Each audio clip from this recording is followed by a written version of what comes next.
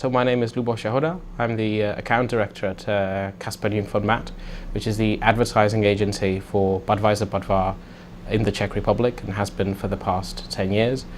What I basically do is I am the head of client service that takes care of Budvar as a client, and I also help the senior agency people with the strategic planning of campaigns that we do. So when it goes to the overall environment in the Czech Republic, as far as beer is related, we've seen a declining market. This is mostly because there have been tax increases on alcohol, and the second thing has also been that people have been moving away from big breweries, which own all of the kind of major brands on the market. And because the quality of the beer that the big breweries produce, this is mainly Heineken, Molson Coors and SAB Miller, has been going down, and they've basically been producing what the Czechs call Euro beer, a kind of generic tasting beer. So they've been moving away, and we've seen the whole market decline. And we've also seen a lot of innovation on the market with flavoured beer drinks, lemon flavoured and other flavoured beer drinks, which is basically a way of the big breweries to kind of fight against the declining market as they're kind of trying to find a new target audience. Women, people who do sports, even drivers, because sometimes these flavoured beers are non-alcoholic. But the general market has been dropping for the past 3 years, within a rate of around 6 to 8% a year. Well, the very beginning of the situation was that basically Budvar, as our client, had a declining market share on the one hand, and on the other hand, its overall sales were declining together with the market. So in a way, we were in the same, maybe slightly worse position as all the big breweries on the market. The other thing that happened was that Budvar decided to do a brand perception research, a very complex brand perception research, out of which we found that when it goes to Czechs and their relation to Budweiser Budvar as a brand, they either have no emotional relation to it, or they basically find it flat, they have no relation to it at all. And when really prompted to kind of show what they think about the brand, to show at least something, it was divided. On the one, half people thought it was this kind of premium luxury export brand, which relates to the fact that Budvar before the fall of communism was mostly a export intended beer, so you couldn't get it in the Czech Republic. And the other half thought it was this kind of very wooden, honest, local village beer, which is connected to the fact that Budweiser, or České Budějovice, where it comes from, South Bohemia, is a part of the country where a lot of Czechs go for holiday, and it's kind of a nice place of nature, and they spend time there, and it's kind of this traditional area. So the real problem from Budvar was our market share is dropping, the overall sales are dropping, the market is getting smaller, and we have a brand that is strong in export, but when it goes to the home market, people don't connect with it, and if in any way we prompt them to connect with it, it's a divided world that is completely on the opposite sides, the wooden against the very premium, high-class beer. So the brief was, try to give a face to the brand so that we can fight our way on this declining market. In developing the campaign, or in developing the idea itself, the first thing that Budvar together with us did is basically it took the roots of the product and tried to develop a positioning, because it had previously a positioning that clearly wasn't working on the Czech market, or people didn't understand it correctly.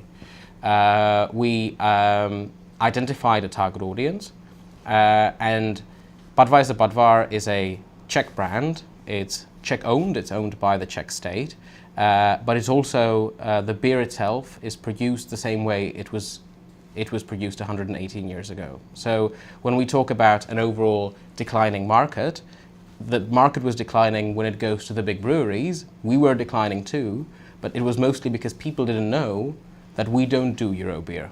They couldn't tell that we don't do Euro beer. But in essence, the product itself isn't a Euro beer.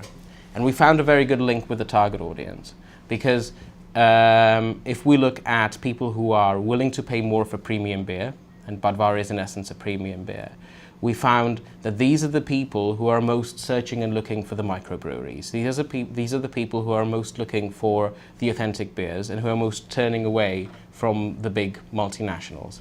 And we found that basically what we want to tell them, in essence, is that Budvar is a microbrewery, is that Budvar produces the beer the same way as it has been 118 years ago, and that basically it is the essence of authenticity when it goes to beer production.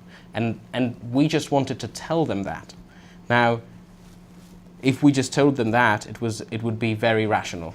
So we built the whole campaign on a unified idea, which again stems from research that we'd made amongst this target audience, where we found out these people, and now I get to the lifestyle level, very much feel that they are pushed to agree with everything in their lives.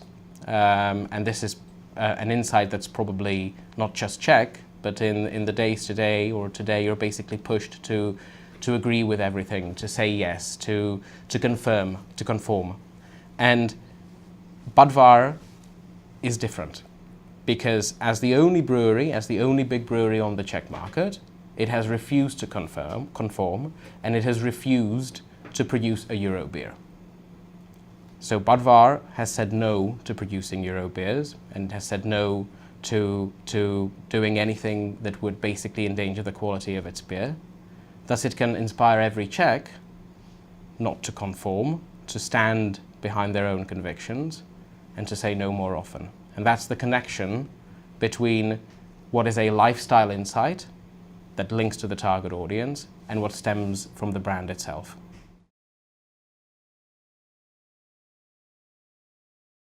The idea is not for the brand to inspire Czechs to say no for no reason, to say no to get up in the morning, I don't want to go to work. Oh, this is the brand that inspires me to say no, I'm not going to go to work. That's not the essence of the idea.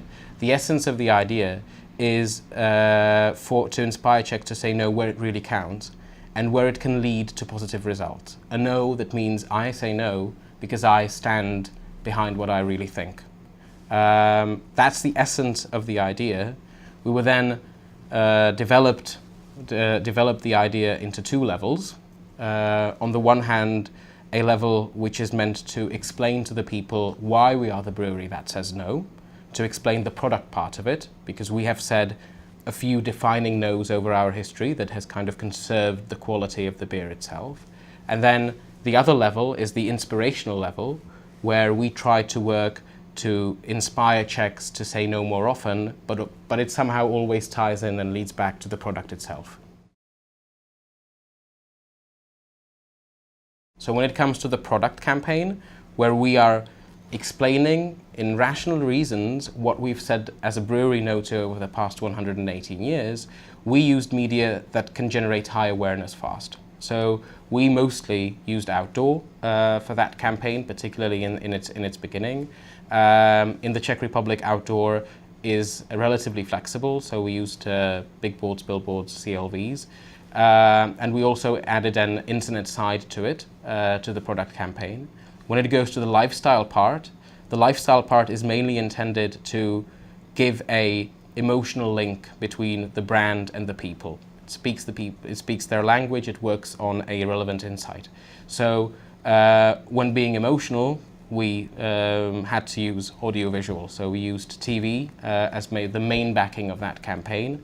And we had 2 TV spots, but we also, in the long run, we use internet to play on the no inspiration, both social media as well as a specialized internet project that we have running.